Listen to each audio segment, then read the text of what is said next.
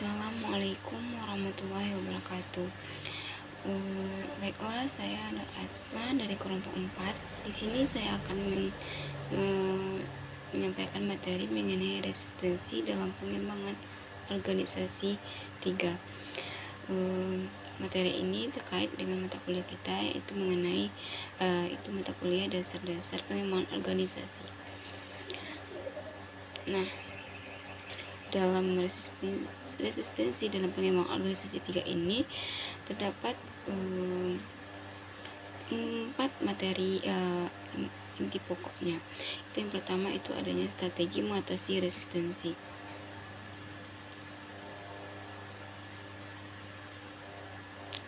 Resistensi atau penolakan pada perubahan umumnya akan terjadi ketika ada sesuatu yang mengancam nilai seseorang atau individu. Ancaman tersebut dapat saja real atau sebenarnya hanya suatu persepsi saja. Ancaman ini dapat saja muncul dari pemahaman yang memang benar atas perubahan yang terjadi atau sebaliknya, karena ketidakpahaman atas perubahan yang terjadi. Ada beberapa penelitian yang menemukan kebebasan atau dalam istilah umumnya dikenal dengan job autonomy yang diberikan organisasi dapat mengurangi resistensi anggota organisasi terhadap perubahan. Lebih lanjut, pertama, jika organisasi memberikan lebih banyak kebebasan bagi anggota organisasi untuk melakukan pekerjaan, penolakan mereka terhadap perubahan akan berkurang. Dan sebaliknya, jika organisasi membatasi kebebasan anggotanya, resistensi mereka terhadap perubahan akan meningkat. Para ahli umumnya berpendapat bahwa dalam mengelola perubahan harus ada 5 kekuatan yang perlu diperhitungkan, yaitu yang pertama, adanya pendorong perubahan. Dalam pendorong perubahan ini, pengalaman menunjukkan bahwa faktor terpenting yang harus dipertimbangkan ialah siapa yang akan berperan sebagai pendorong untuk melakukan perubahan dalam organisasi. Yang kedua, tingkat dan cakupan perubahan. Manajemen harus memutuskan tingkat dan cakupan perubahan yang ingin diwujudkan. Meskipun dalam arti yang sebenarnya kegiatan pengembangan organisasi mencangkup hal-hal yang sifatnya strategis dan menyeluruh, akan tetapi dalam pengertian sempit dan terbatas. Yang ketiga, yaitu kerangka waktu. Nah, dalam kerangka waktu ini terdapat faktor yang harus diperhatikan adalah kerangka waktu untuk melaksanakan program perubahan tersebut. Perubahan mungkin saja diupayakan perwujudannya secara gradual, berarti memakan waktu yang lumayan lama, mungkin berbulan-bulan. Yang keempat, itu dampak budaya. Semakin kuat dampak yang timbul pada sistem yang berlalu, kecenderungan timbulnya penolakan pun akan semakin meningkat. Konsekuensinya, program perubahan akan semakin sulit dilaksanakan. Yang kelima, yaitu adanya evaluasi perubahan. Akhirnya suatu sistem penilaian harus dipertimbangkan. Salah satu caranya yaitu dengan mengembangkan standar atau tingkat kinerja untuk mengukur tingkat perubahan yang terjadi dan dampaknya terhadap efektivitas organisasi yang melaksanakan perubahan tersebut. Yang kedua, yaitu adanya strategi mengatasi resistensi menurut para ahli. Yang pertama, itu menurut Kotter dan Schlesinger. Menurut Kotter dan Schlesinger tahun 2008 ini terdapat beberapa strategi untuk menghadapi resistensi terhadap perubahan, yaitu adanya pendekatan pendidikan komunikasi, education communication, partisipasi di keterlibatan, participation involvement, fasilitas dan dukungan, facilitation dan support, negosiasi dan kesepakatan, manipulasi dan kooptasi, pemaksaan dan eksplisit dan implisit. Dua, yaitu menurut Abderson. Menurut Abderson, strategi yang pertama itu adanya gunakan power. Biasa dilakukan di masa Soeharto. Para pebisnis dibikin oleh orang-orang yang berkuasa atau yang berpengaruh dari kelompok orang-orang yang resisten atau yang bisa masuk ke dalam kelompok yang menolak perubahan tersebut. Kedua, gunakan referensi tokoh dalam membenarkan statement penyelesaian masalah, misalnya tokoh agama atau tokoh yang terkenal karena sangat berpihak kepada masyarakat. Ketiga yaitu lakukan pemisahan dengan cara memetakan orang-orang yang pro dan kontra. Buatlah perbedaan perlakuan terhadap orang yang pro dan terhadap perubahan. Yang selanjutnya itu memfasilitasi perubahan sikap. Sejauh itu bisa dilakukan masuk akal dan tidak memancing kecemburuan orang lain. Selanjutnya itu menyatakan dengan tegas keuntungan dan kerugian serta ancaman jika perubahan tidak segera dilakukan. Selanjutnya itu menunjukkan bukti-bukti kemajuan atau prestasi yang didapat dari perubahan untuk membuka kesadaran orang yang resisten.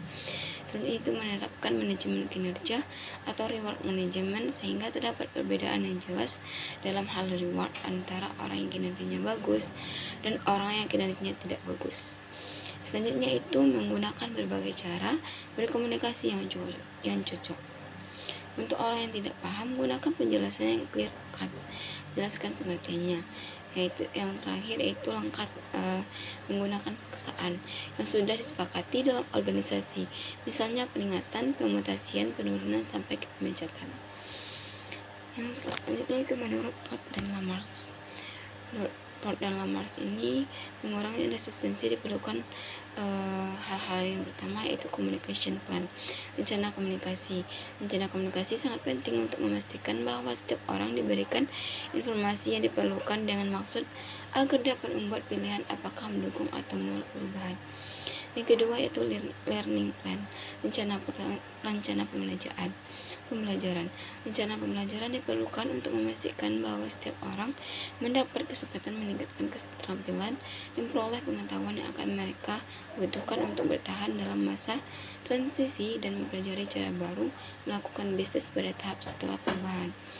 Yang terakhir yaitu adanya reward plan, rencana penghargaan. Rencana penghargaan diharapkan dapat meningkatkan moral staf yang sangat penting karena perubahan dapat menyebabkan kehebohan.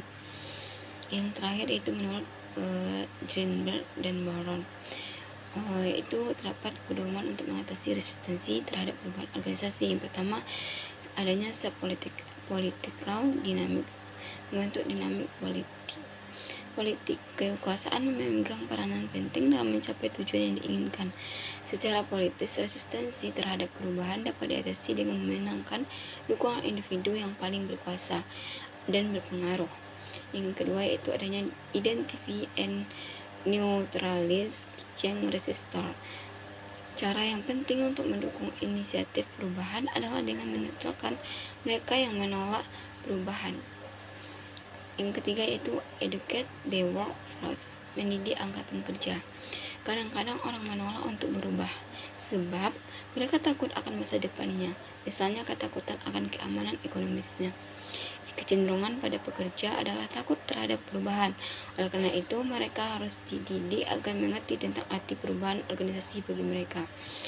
Yang keempat itu adanya involve employees in the change effort, mengikut sertakan pekerja pada usaha perubahan. Orang yang berpartisipasi dalam membuat keputusan cenderung lebih mempunyai komitmen terhadap hasil dari keputusan daripada mereka yang tidak terlibat. Yang selanjutnya itu adanya reward. Yang selanjutnya itu adanya strategi mengatasi resistensi. Pada praktisi dan teoritis di pengembang organisasi berpendapat bahwa resistensi terhadap perubahan akan dapat dikurangi apabila seluruh upaya pengembang organisasi didasarkan pada nilai-nilai yang pertama yaitu adanya penghargaan serta pengakuan harkat dan martabat manusia. Pimpinan harus berangkat dari pandangan bahwa para anggota organisasi merupakan makhluk yang memiliki rasa tanggung jawab, rasa kepedulian, serta sadar tentang akibat sikap dan tindakannya.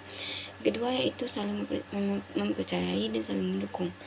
Pemimpin yang profesional memang biasanya menyadari bahwa suatu organisasi yang efektif dan sehat memiliki ciri adanya iklim saling mempercayai, kesungguhan, keterbukaan, dan saling mendukung. Bukan sebaliknya, terlalu mementingkan perolehan kekuasaan, berlomba-lomba memperkuat pengaruh, atau saling mencurigai. Yang ketiga itu kesiagaan menghadapi masalah. Para anggota suatu organisasi harus dipandang sebagai kekuatan ampuh dalam mengatasi berbagai masalah yang dihadapinya dan justru tidak mengelak jika timbul masalah. Yang terakhir, yang selanjutnya itu adanya partisipasi. Telah umum diketahui dan disadari oleh berbagai pihak yang terlibat dalam kegiatan manajemen bahwa salah satu gaya manajemen yang semakin diandalkan adalah gaya partisipasi. Artinya melibatkan berbagai pihak yang akan terkena dampak perubahan dalam proses pengambilan keputusan tentang perubahan yang akan diwujudkan. Karena jika mereka turut memutuskan rencana dan arah perubahan yang akan terjadi, mereka akan merasa lebih bertanggung jawab dan membuat komitmen yang lebih konkret untuk menjadikan realisasi keputusan yang diambil itu sebagai suatu kenyataan. Selanjutnya yaitu adanya memberikan dukungan dan komitmen. Dukungan dan komitmen organisasi kepada anggota organisasi sangatlah penting dalam proses perubahan untuk dapat minimalisir rasa takut dan kecemasan dari anggota organisasi. Memberikan konsultasi dan terapi, memberikan pelatihan keahlian yang baru adalah beberapa langkah yang menunjukkan dukungan dan komitmen lembaga untuk mendampingi anggota organisasi dalam proses perubahan ini. Dalam menghadapi kecenderungan perubahan, para pakar pengembangan organisasi mengidentifikasikan 8 strategi yang dapat digunakan. Yang pertama yaitu adanya edukasi, komunikasi, dan sosialisasi. Pendidikan dan komunikasi harus dilakukan secara efektif, sehingga semangat dan ide di balik perubahan yang akan diterapkan dapat ditangkap oleh seluruh anggota organisasi. Yang kedua yaitu adanya partisipasi. Anggota organisasi akan lebih bersedia untuk menerima perubahan apabila anggota organisasi memiliki kepercayaan terhadap manajemen yang menerapkan proses perubahan. Yang selanjutnya itu adanya menerapkan perubahan secara adil. Hal yang menjadi penting untuk mengurangi atau mengatasi adanya penolakan dari anggota organisasi adalah dengan menerapkan perubahan secara adil kepada seluruh anggota organisasi, bahkan termasuk kepada jajaran top manajemen. Ini menjadi penting karena ekspektasi anggota organisasi terhadap perlakuan yang adil adalah sangat penting jika misalnya terjadi pengurangan gaji besar-besaran yang hanya diberlakukan kepada anggota organisasi tingkat paling bawah.